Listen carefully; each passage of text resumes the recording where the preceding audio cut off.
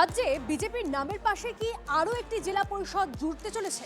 দেখুন, বৃহস্পতিবারের একটি চাল সেদিকে ইঙ্গিত দিচ্ছে।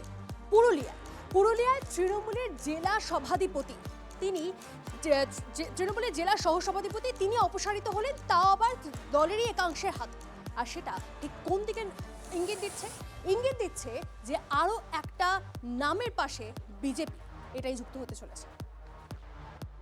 ভোটাভুটি হলো, ভোটাভুটি মানে অ্যাটেন্ডেন্স সবাই দিয়েছে, সবাই হাত তুলেছে। পূর্ব মেদিনীপুর নদিয়ার পথে কি এবার পুরুলিয়া জেলা পরিষদ? দলের সহ সভাধিপতিকে সরালেন তৃণমূলের সদস্যরাই। বিজেপির সঙ্গে হাত মিলিয়ে ভোট দিলেন তৃণমূল সদস্যরা, যার ফলে পুরুলিয়া জেলা পরিষদে কার্যত নিয়ন্ত্রণ পেল বিজেপি। মাত্র 3 জন সদস্য নিয়েই জেলা পরিষদে খেলা দেখালো পদ্মশিবির। রাঢ়বঙ্গের জেলায় তৃণমূলের জেলা পরিষদের সভাধিপতি ও সহকারী সভাধিপতিকে নিয়ে তৃণমূলে অনেকদিন ধরেই ছিল ক্ষোভ। পালা বদলের পর দুজনকে সরাতে সক্রিয় হয় তৃণমূলের একাংশ। গত পঞ্চায়েত ভোটে পুরুলিয়া জেলা পরিষদের 45টি আসনের মধ্যে 43টিতে জিতে বোর্ড করে তৃণমূল। বিজেপি পায় 2টি আসন। পরে তৃণমূলের এক সদস্য মারা যান ও একজন বিজেপিতে যোগ দেন। ফলে বিজেপির সদস্য বেড়ে হয় 3। এদিন সহ সভাধিপতির বিরুদ্ধে অনাস্থা ভোটে তৃণমূলে 29 জন ভোট দেন। তাদের পাশে ছিলেন বিজেপির 3 সদস্য। তাৎপর্যপূর্ণ বিষয় হল, বুধবার সভাধিপতির বিরুদ্ধে অনাস্থায় কেউ রাজি ছিলেন না। সহ সভাধিপতির ক্ষেত্রে ছবিটা উল্টে গেল।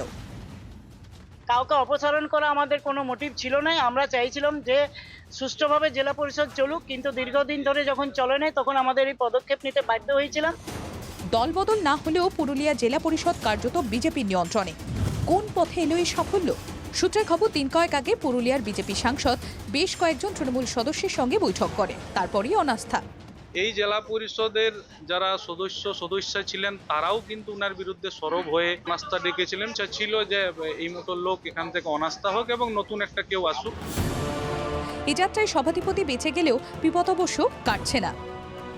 সে চালাক, আমরা তার সাথে সাথ দেব। সে যদি আমাদেরকে সাথ দেয়, নাহলে আগামী দিনে আমরা আবার ভাবার করব, সেই রাস্তায় আবার যাব। দলটার এখন সেই অর্থে কোনো অর্গানাইজার লিডারশিপ মাথা নাই, ফলে সবাই একটা ফ্রি।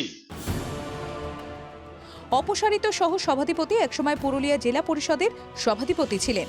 ভোটের ফলের পর তিনি গ্রেফতার হন। এবার তার জায়গায় বিজেপির কেউ সহ সভাধিপতি হবেন বলে মনে করা হচ্ছে। পুরুলিয়া থেকে তপন হালদারের রিপোর্ট, TV9 বাংলা।